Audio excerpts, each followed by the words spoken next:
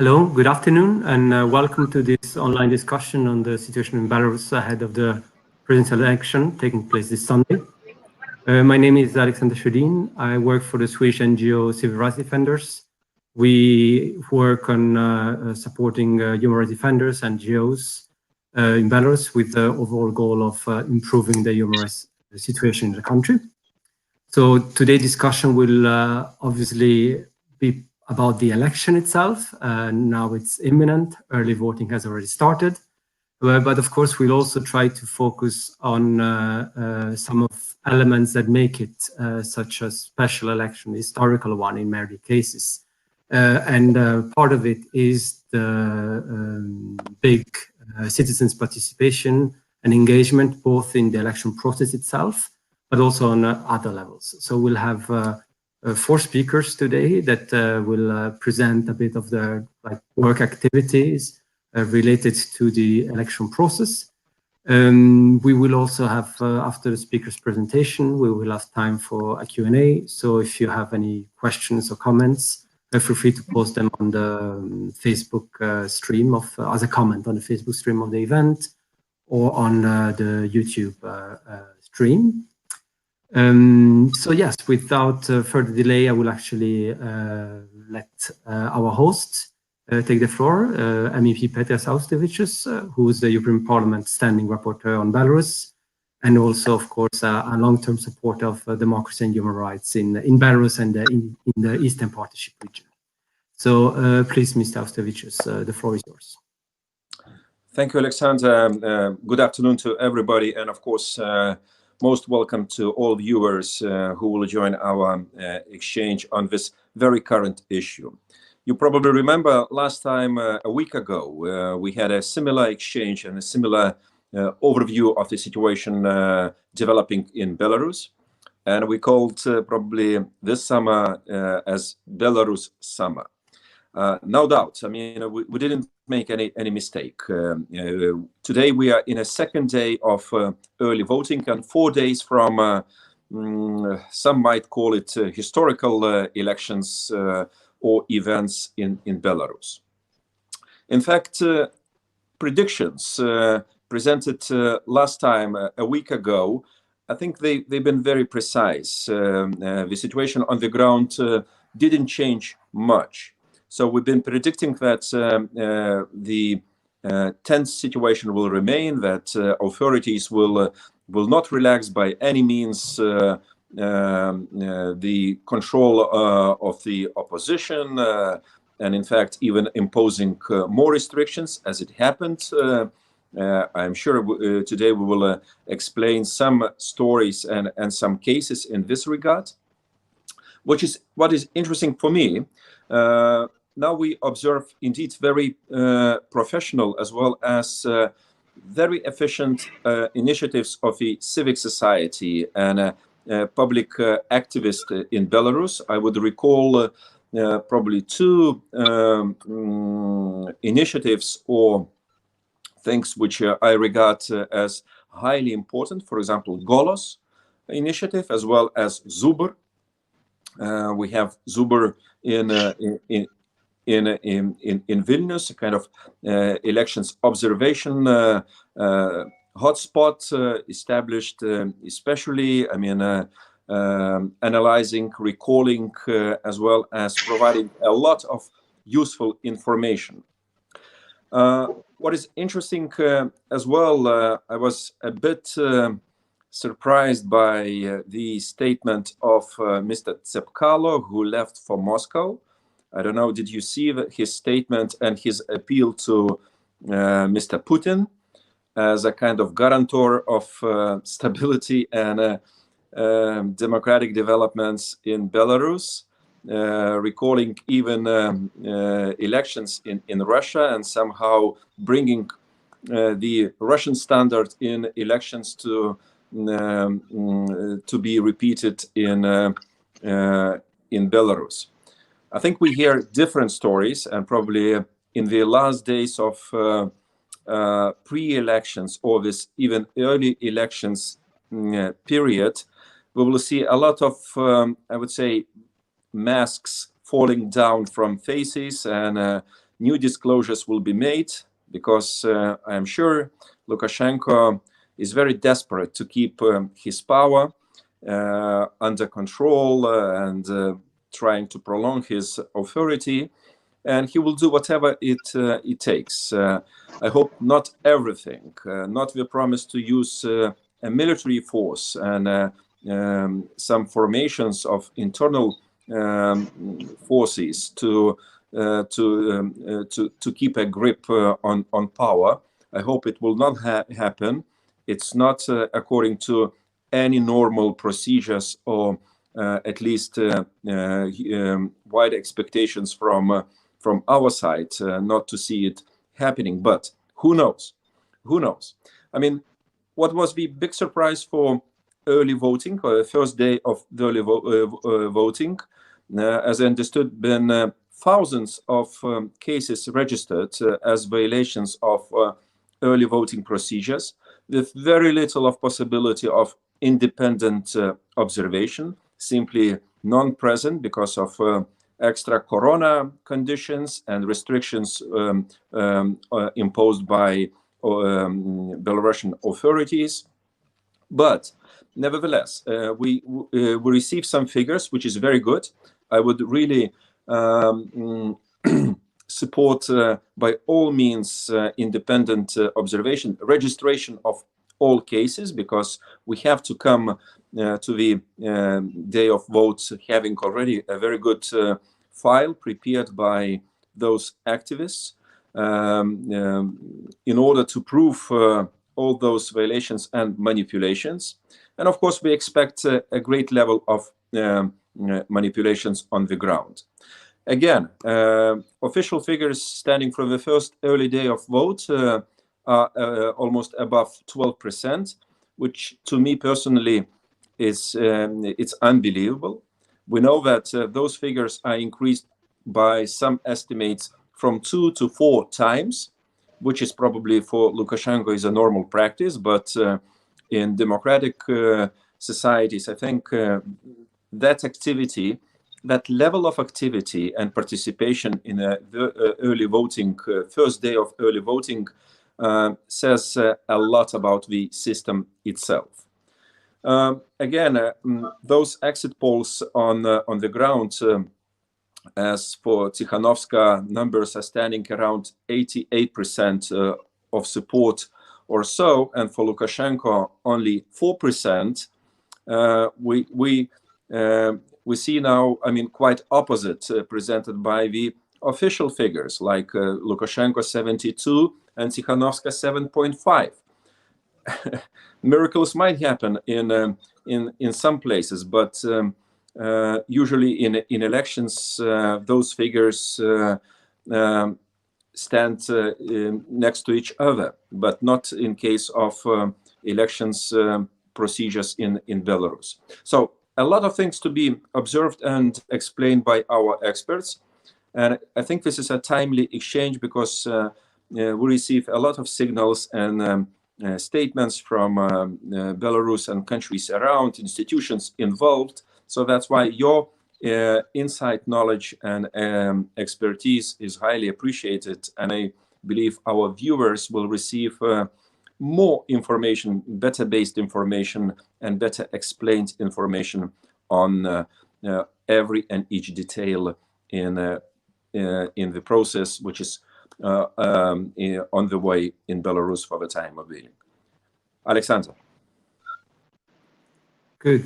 Thank you very much for these words, and I think they already allow us to dive immediately on with our first speaker, because you mentioned Ms. Austovich's violations and manipulations already being noticed in the early voting days, and also the challenges of observing the elections for independent observers. So that gives me also a good opportunity to introduce our first speaker, Ales Mikhalevich. He's the deputy chair of the Movement for Freedom and also a former presidential candidate for the 2010 presidential election. He will indeed focus on the issue of observation work of these current elections, but also look at the reasons behind this big mobilization that we've seen in recent weeks in Belarus. Please, Ales, the floor is yours. Thank you very much. First of all, thank you very much for giving me the opportunity to speak together with so distinguished speakers. Because yes, definitely those grassroots activists who are making really very good job are much more interesting than me as just a politician. And I would like to start with several very interesting observations. For example, I'm not a specialist in numerology. I don't believe in numbers, but number 3 during those elections became very important in Belarus. Everything started with the public opinion polls when Lukashenko on different platforms in internet got 3% of support, while other candidates were much more popular. So 3% became something as a symbol. By the way, one very important private enterprise, which was trading with souvenir production, was closed because they produced T-shirts with which were promoting this idea of 97 and 3% of those people who were supporting Lukashenko. And everything is going with such a 3%. For example, you know that our official symbol, like as Belarusian opposition figures, came 3 women who are standing together, together with the only oppositional registered candidate, Svetlana Tikhanovskaya. So 3 women standing against the dictator. And many commercial companies, many private companies became a special discount or everyday discount in 3%. So they started to promote the idea of 3%. And even to some extension, official authorities are also helping us, because when they they decided that it's forbidden to observe on polling stations, that only 3 people can be present, can stay on the polling stations at the same time. So even they supported the idea of 3%. So it's really very important that majority of observers, I would like to stress some important figures about observers, that as a right to choose campaign, we are making long-term observation.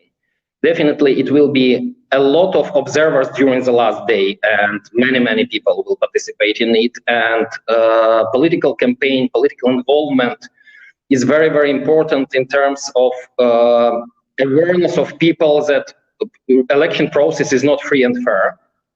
But within our right to choose campaign, absolute majority, so within among 560 long-term observers, 520 were kicked out from the polling stations. So absolute majority were not allowed to observe on polling stations. It means that even we have no very detailed figure of how many people are voting, because our observers are observing out of the polling stations, close to the polling stations, but out of them.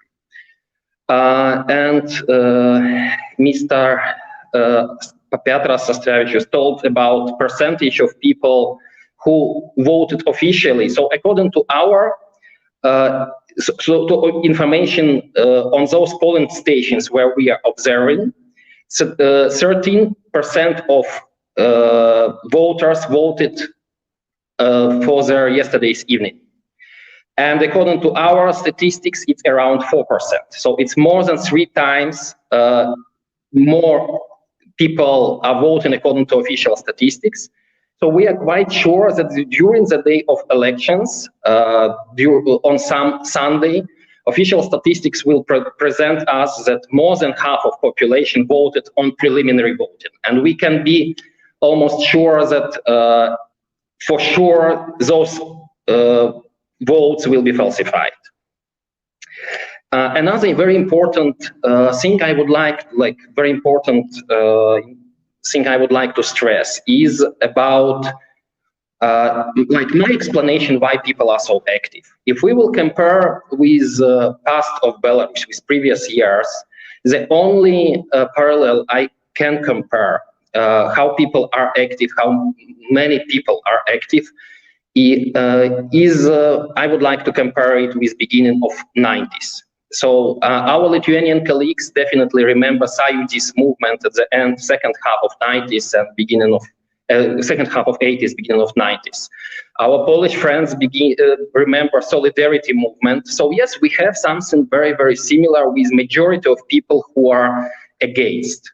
Yes, people have different views, and I would say that those people who traditionally voted for Lukashenko, those supporters of Lukashenko, who were supporting him in '94, for example, in 1994, they are against him. They are supporting Tikhanovsky. They are supporting very strong oppositional candidates, oppositional figures, and absolute majority of people are against. And what is very, very important, during second half, last years of 90s and beginning of this century, as a young leader, together with Belarusian representatives of Belarusian opposition, I was visiting European countries. I was coming to Brussels, and we were trying to convince our Western partners that European Union should be open for Belarusian citizens, that visas should be available for Belarusian citizens, that European Union and European society should maintain direct relations with Belarusian people. And what we see among those three strong women who are standing against Lukashenko, that our candidate, Svetlana Tikhanovskaya, was working with and was working with Irish partners on Chernobyl children projects. So she was very much involved in such European cooperation. Maria Kolesnikova, the second head of headquarter, chairperson of headquarter of Babarika, candidate who was not registered. She was trained and educated in Germany. So among Belarusian elite who is organizing the process, we have many people who were supported by the West, who were not supported, but who has a very long record of cooperation and who were trained, and among those people who are protesting on streets, absolute majority of people were visiting European countries. They have Schengen visa, so they are visiting the West. So it's very, very important that for many years, the Belarusian society was able to cooperate, to see how the European Union looks, to cooperate with the European Union. So it's main things I wanted to stress that I'm quite sure that even now we can say that during the day of elections, absolute majority of Belarusian people will be sure that elections are not free and fair, that Lukashenko didn't get support of even not majority, but even some substantial support of votes. And with such very strong falsification process, which we never, yes, falsification of elections always took in place, but at least formally observers had right to participate and to be present on polling stations. Now, after those elections, absolute majority of society will be sure that Lukashenko is unlegitimate president. Thank you very much. Thank you very much, Ales. And indeed, I mean, we will also then later on like to hear from you. What do you actually expect to happen? I know it's a very difficult question, but on Sunday, as you mentioned, when the absolute majority of Belarusians will actually know an election has been falsified, and there's no support for Lukashenko, for the president, what will actually be happening. So we'll get to that probably later. In the meantime, I'd like to introduce Alexei Leonchik, who's the coordinator of the BY Help campaign. It's a campaign in support of arrested people and political prisoners. So if you could tell us a bit about the campaign, your work, and also how people in general have reacted to it and the support you've encountered. Yes, sure. Hi, thank you for the opportunity to speak here. I would say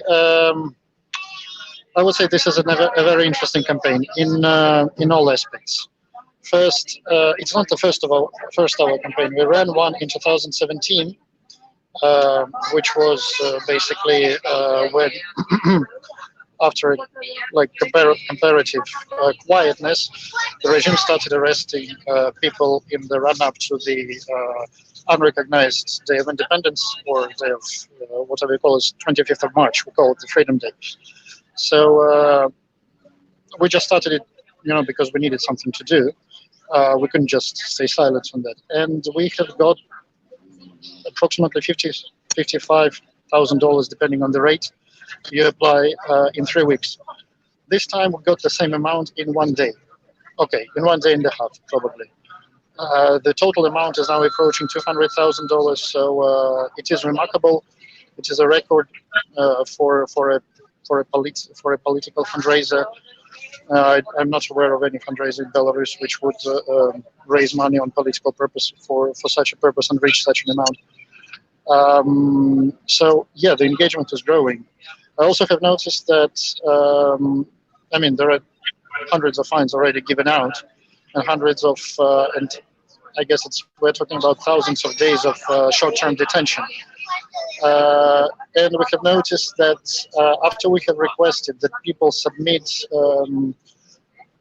we said that people need to submit their requests to have their fines compensated. We have encountered a lot of those who don't know how to do that, which means for us that there is a whole new wave, a whole number of people who have never been, could never faced our justice, quote unquote, and are not really, comfortable with or don't know which documents we need. So it adds a bit of an effort on processing everything. But what I mean to say just shows that how many people have come into are entering the street protests. This is huge. And third, we don't think. The campaign has been on for more than a month. It's not stopping now. Like in 2017, we've stopped after 3 weeks. It's already been more than a month, and it's approaching 200,000 now, which means that the momentum is not going away. There is a huge response from the diaspora. There is a huge response from inside the country. So I would put it at 50-50 in terms of number of people who donated. So 50% from those almost 5,000 who donated are located abroad, and 50% are located in Belarus. So we can't really say that somebody is more active, and Belarusians abroad and Belarusians inside the country are taking equal interest in the events which are happening now. That's pretty much it.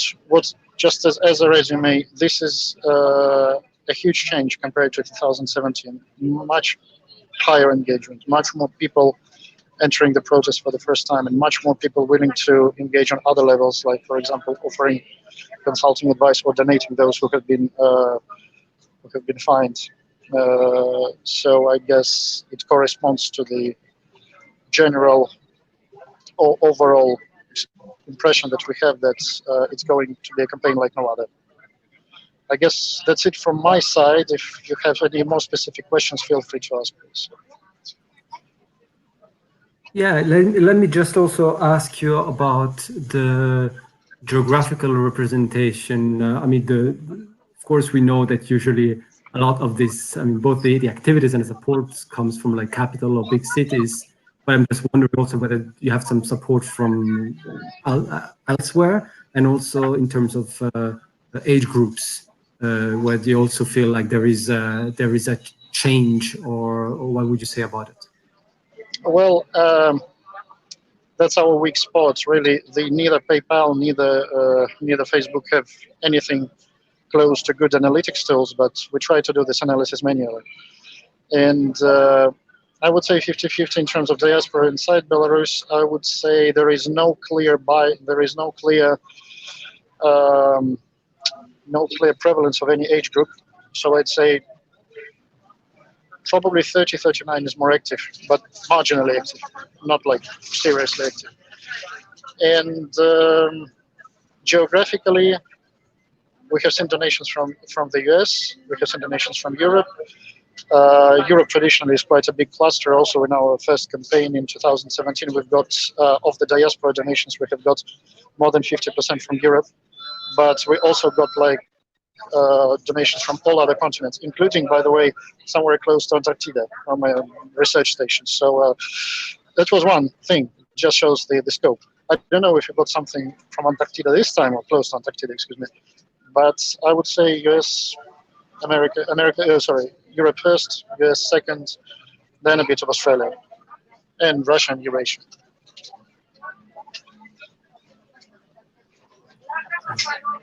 Thank you. And let me just have a last follow-up question. Sure. When it comes to the authorities' response, have you felt like, you know, the success of this campaign has actually brought you some of also unwanted attention? And in that way, how, if you can say anything about it? Not that I know of right now, but we are aware it might. Let's put it this way, because of the scale of the campaign, because of the number of because of the scale, of course, because of the activity in elections in general. So we don't know if it will or if it will not. But so far, no. Just we are trying to take all necessary precautions. Good. Thank you. Good. But then let's, in the meantime, continue to our next speaker. Is Victoria Fyodorova, who's the chairperson of the NGO Legal Initiative. So Legal Initiative works with legal education, protection of victims of human rights violation, also working to improve human rights legislation, legislation related to human rights in the country. So I would now give the floor to Victoria to also give us some elements of like her work, your work related now to the election process and your observation. Please. Thank you. First of all, I want to thank your attention to the situation in Belarus, because it's very important for us as human rights defenders who are working in the field, because we don't have any effective mechanism inside. Everybody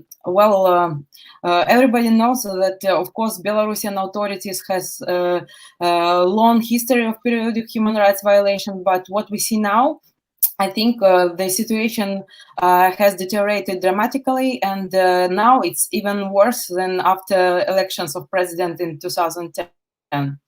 And speaking about activities in terms of legal aid, as human rights organization, we provide legal assistance to those who was detained or arrested. Many of arrested people, they faced excessive use of force by police. And main feature, as the previous speaker mentioned, that the victims are not experienced opposition member or something like that. It's new people, it's new ordinary people who for the first time in their life faced police brutality and injustice of our judicial system. And it should be noted that effectiveness of any legal measures inside country tends to zero, because the chances to prove innocence in the court are minimal, and complaints do not work. Nevertheless, it's important for people to feel that they are not alone. First of all, a very useful tool is this Buy Help initiative that can support people with these huge fines, because fines are really huge, and it may be about 2 months' salary for person, and no one can pay such fines. And then also our colleagues now provide kind of psychological help to those who was arrested, detained, and we advise everyone to use this opportunity, because it's very important. A new trend that now we see, it's criminal cases related to organization of like mass riots or mass group actions to violate public order, something like that. And we see now that many people who have been arrested for peaceful protests are turning to us, saying that they are summoned for interrogation in these criminal cases. And unfortunately, in Belarus, the situation still like if you came to interrogation, you can be accused. Even if you came like witness. So now we started to provide such webinars, how to defend yourself in political repressions, how to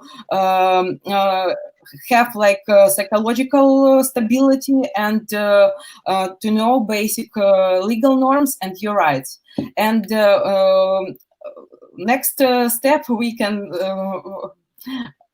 speak about new technologies in our work, and we started to use it and try to improve our work. And we developed a Telegram bot which can provide people complain against conditions of detention, because all arrested people report that conditions of detention in the Center of Isolation of Offenders grossly violate human rights. And we can confident that sending massive scale of such complaints can improve the situation.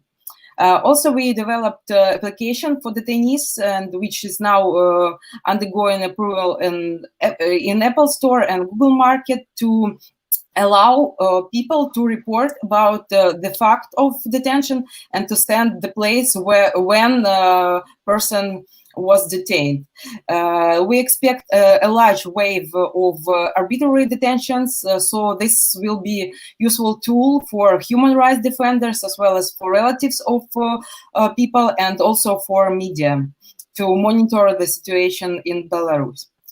And I want to point some about expectation, post-electoral expectation.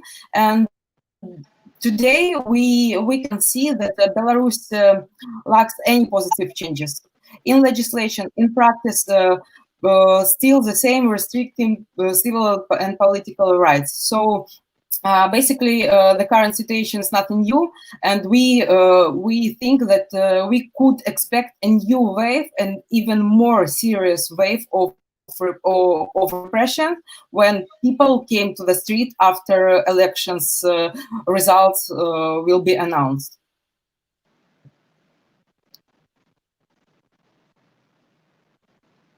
Sorry, had to unmute myself. Good, thank you. And I guess that this fear of course, new wave of repression, once as it's partly already been announced, demonstration and protests will start following the announcement of the result, is something that other speakers share. And also, before we'll have a fourth speaker, but also we already liked everybody to gather thoughts about what do you think then the international community should do now in this coming days ahead of the election. You know, what kind of message should be sent, and I'm thinking in particular by the EU, and we of course would like also to hear from Ms. Hauste, which is here. But then let us first give the floor to our last speaker, Nikolai Kvantaliani, who's the country facilitator for Belarus in the Eastern Partnership Civil Society Forum. Of course, you will give us also more information about activism within the Belarusian society, but you also look a bit at the topic of the delicate topic of sanctions and the impact they could have on civil society. Please, the floor is yours. Thank you for having this nice discussion just a few days before the elections, and a really interesting moment of Belarus which we're passing by. I can start that topic of our current meeting. It's how civic activism made the elections real. But I can say that the activism started not because of the elections, but right before. And in Belarus, the government did what they able to do to control every part of the social life. Like, we have really strict rules for registration society organization. We have several waves of the repressions of the civil society organization and civil society activists.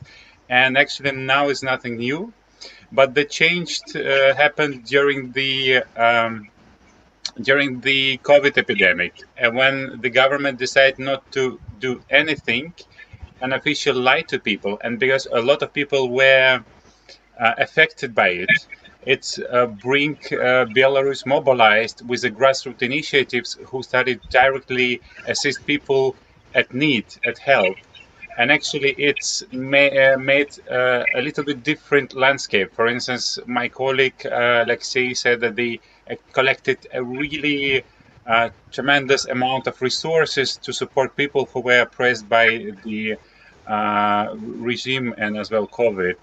And we can say one of the main element it's development technologies, because people and even old generation people were forced to stay in isolation, and they were forced to learn new channels of communication. For instance, Victoria said about the chatbot, and now actually our grandparents can use chatbots because they were forced to learn how to Skype is working, because they need to talk to their peers and relatives and nephews and etc. So actually, it's not kind of something unique, but we're living in very unique situation when the entire generation grew up at a certain moment with Lukashenko, but at the same time with development of these opportunities of the new technologies, mobility, traveling abroad. And this means that the generation who is now on the square, they don't fear the Lukashenko. And when they actually facing this brutal oppression while you detained just because you went to the street, people very shocked, and then they're telling to their friends who is not actually in this civil society social bubble or informational bubble, and actually it's bring more people mobilized. At the same time, bad decision of the current government, the mediation of the COVID, brings people to understanding the government actually not doing their work well. And it means that I can say that from my own perspective, the current oppositional candidate, Tikhanovskaya, and the team who is gathering more support from the society, and actually in media, now Tikhanovskaya is more discussed than Lukashenko. If you look to the past media analysis, Lukashenko always was on the top discussion, like in this word cloud. Now it's not the case. Now you have Tikhanovskaya, who is more discussed in the social media. And it's super interesting moment because people, I mean, they don't discuss anymore Lukashenko because he's not interesting. What he's doing everything in an old-fashioned way, like with all this mechanism and style of repressions. And in new situation, you need to work you need to handle it in a new way. Regarding the civil society activism, I would like to mention that, of course, the COVID affected as well, for instance, appearance of the independent OSCE mission with independent observation. And at the same time, the work of the civil society, but we're trying to do our best. And we can say that, for instance, we have some initiative of the civil society which mitigating this technology gap between society and the knowledge, for instance, and teaching different target audience how to work with, how to handle conference online, and how to teach people to have the conference, to take part in the conference online.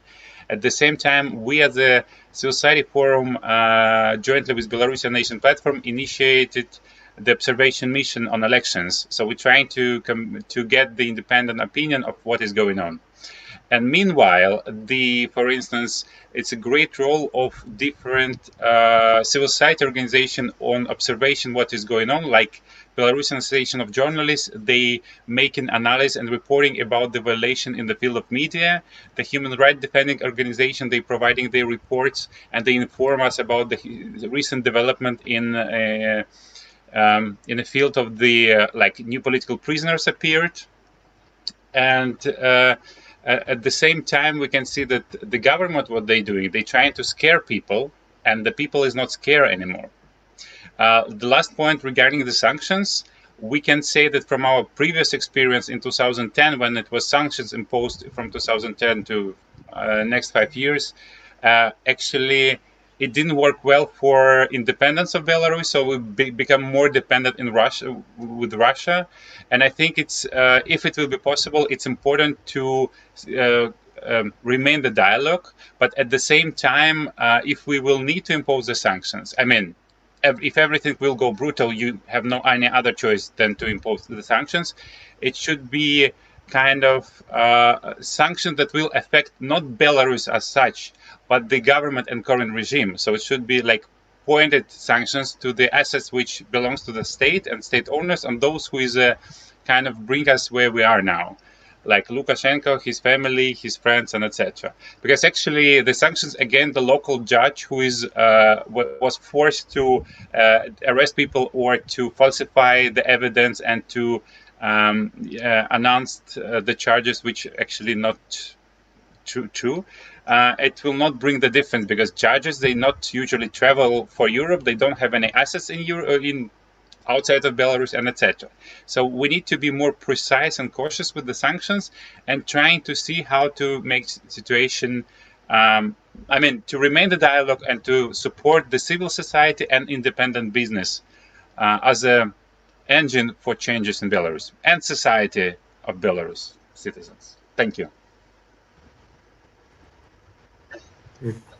Thank you, Nikolai, and also for these last observations and comments about the issue of sanctions. As I said, it's a delicate one, and in the past weeks, I believe several members of the Parliament have mentioned the need to consider targeted sanctions against those responsible for human rights violation, for the falsification of elections.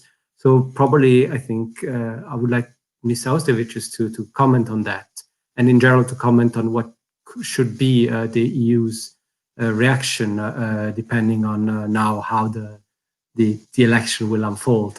Let's say that we still have doubts about the final results. Please. Thank you, Alexander. Well, we're definitely reasonably awaiting for clear and loud reaction from the European Union. If we compare what reaction we had already now before elections to any statements in any elections before in Belarus, I think we see already a certain difference. I think high leadership in Brussels understands the probably the limited results, let's call it, which have been achieved with this kind of dialogue with Lukashenko regime. Let's be frank. Apart from visa liberalization and some investment projects, some programs extended, limited programs extended to Belarus, not much has happened in between. I mean, those results are very limited. The political system didn't change at all. In between, regime has introduced indeed new measures how to prevent activism, how to punish those activists, more with financial means, less probably with detention, but nevertheless very painful to people, to families, to family income, and they are very innovative.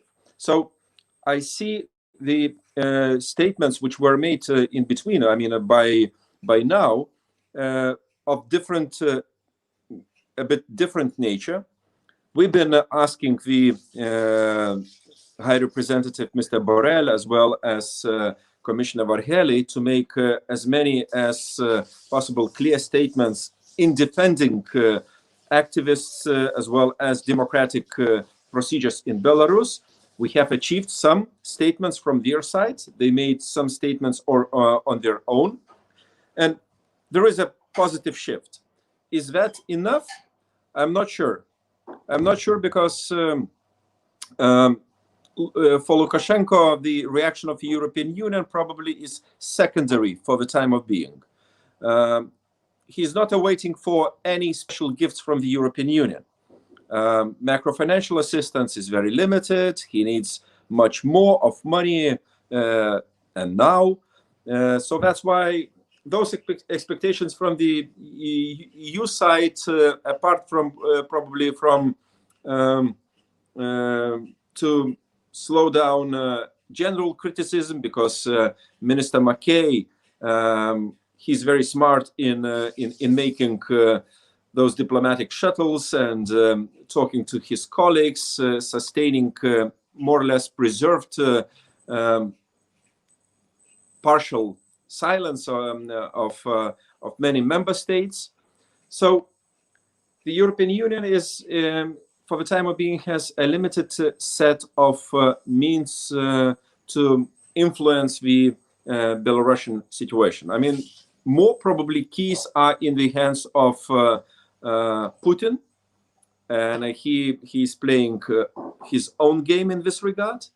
But knowing this, I don't think we should decrease our kind of profile and scale down our participation in Belarusian processes for the time of being.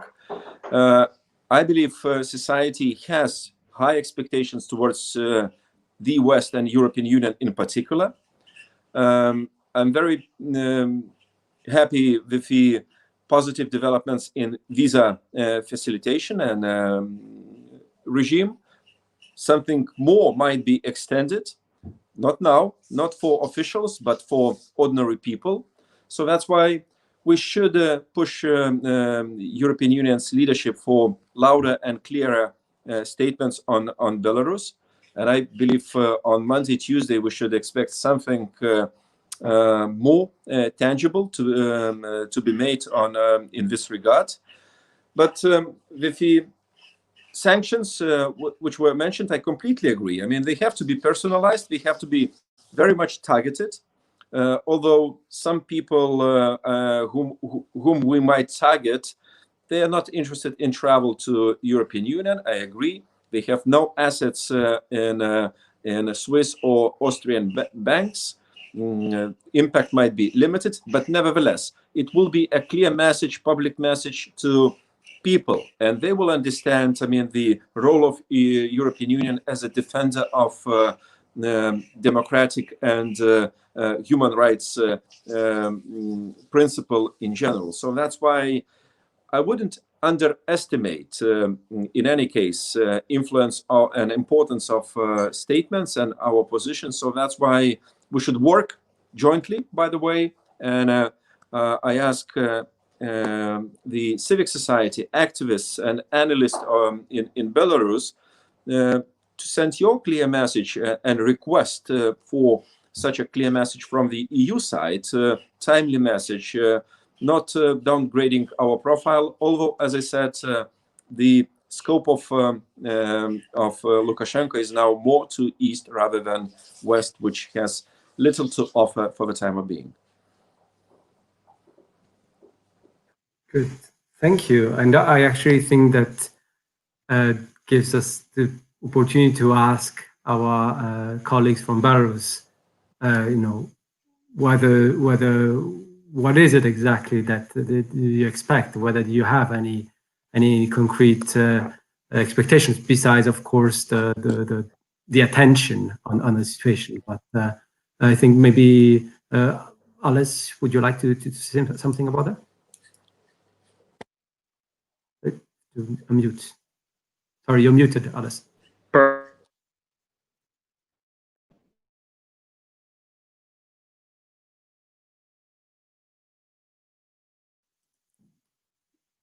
You're muted again. Right. Yeah, thank you very much. So personalized and against those people who participate in human rights violations and who are participating as key figures in polling stations in voting process. Very, very important. Definitely, European Union has very limited influence, but definitely, as it was said, so it's very important to have a clear message from the side of the European Union. And also, like Petras Austravičius started with speaking about Tsepkalo statement about Russian Federation. So what is definitely also very, very important that the European Union should clearly and it's important that European Union will have more presence within their structure of civil society and even within political opposition. So I'm quite sure that the European Union should be much more involved because It's very, very clear if the European Union is not very much involved, so definitely we are quite sure that Russian Federation is playing quite substantial role in Belarus at the moment. So during last several years, Russian Federation started to work on the method of United States Agency for International Development, like giving a grant support towards Belarusian groups, supporting Belarusian experts who are like very positively covering Russian influence in Belarus. And definitely it has some influence. So European Union should come back. I mean, I speak about European Union as a governmental structure. European Commission, national governments in neighboring and other countries, they should understand that if they are not working in Belarus, so Russian Federation definitely will do it openly and will do it deeply. As I told, what is very, very important that absolute majority of activists, they are pro-Western oriented. So even for such people like Tsepkalo, it will be very, very difficult to deliver pro-Russian message because it's not popular within Belarusian society. But anyway, such influence can be in Belarus, also within Belarusian opposition and within independent public figures who are struggling with Lukashenko.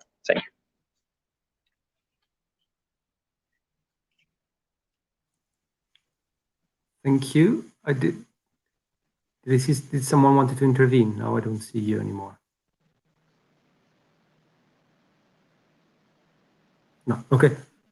Thank you. If nobody else had any comments on this, it doesn't look like. Also had a question concerning the protests that might erupt. I mean, so far, like protest demonstrations have all been very peaceful. But would there be actually more like protests following the publication of results on Sunday? And would there be another violent repression? How do you think that would develop? Would the protest movement continue lasting for long? Or would people give up? Or would possibly part of the protest not stay peaceful any longer? And what do you think are now the risks, and how far do you think the authorities are willing to go in order to just crack down on possible protests following the election? And if anybody would like to take this one. Yeah, I can take this. Yes.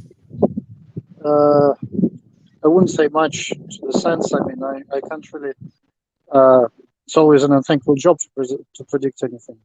But so far, this campaign has proved to be the most unpredictable I remember since probably it's even more unpredictable than 2010. I'm sure in one thing, completely and 100%, that Lukashenko will do anything to stick to his power. It's not that there will be some Yaruzelsky moment or any other moment which led to some peaceful transformation and transition of power. I think he's going to stick to it. It's kind of going to be a Pyrrhic victory if he's elected and he holds up to this victory. Sorry, not elected, if he proclaims victory and sticks to it, and there is no protests which are able to, change the status quo or whatever. There's going to be a Pyrrhic victory because the scale of the protest is already visible. Before, so how I understand it, Lukashenko was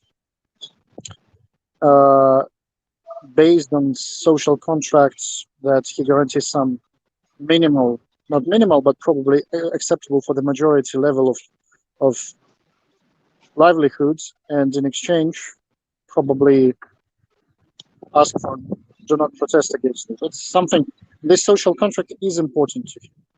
It's not a type of a Salazar, it's not a type of Franco who doesn't give any, should be a swear word here, but since people are watching, I would avoid this. So for those, the social contract wouldn't matter at all. For Lukashenko, it does. He calls himself, he likes the name Batka because he likes to be thought that people, at least some parts of people, think about him as a father of the nation. It's important to him. If he loses this social contract, people see that he is no longer able to enforce this minimum livelihood, then that's going to be a blow for him. But he will stick to power. He will cling to power. He will not give it up. Don't expect that.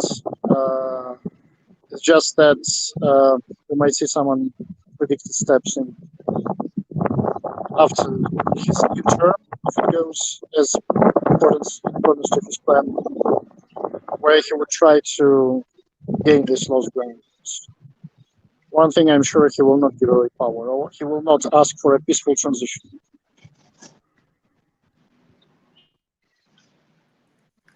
Thank you. And can I add some words? Excuse me.